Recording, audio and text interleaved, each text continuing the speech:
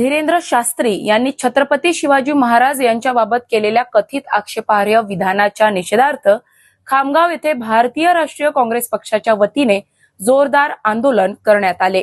SDO कार्यालयासमोर झालेल्या या आंदोलनात काँग्रेसच्या पदाधिकाऱ्यांनी व कार्यकर्त्यांनी घोषणाबाजी करत संताप व्यक्त केला। आंदोलनादरम्यान कार्यकर्त्यांनी धीरेंद्र शास्त्री यांच्या प्रतिमेला जोडे मारून निषेध नोंदविला।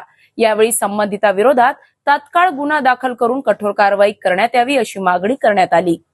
आंदोलनकर्त्यांनी उपविभागीय अधिकारी एसडीओ यांच्या मार्फत महाराष्ट्राचे राज्यपाल तसेच जिल्हा पोलीस अधीक्षक नागपूर यांना निवेदन सादर केले। निवेदनात नमूद करण्यात आले की छत्रपती शिवाजी महाराज हे केवळ महाराष्ट्राचेच नव्हे तर संपूर्ण विश्वाचे आराध्य दैवत असून त्यांच्याविषयी कोणतीही चुकीची किंवा अवमानकारक वक्तव्ये सहन केली जाणार नाहीत।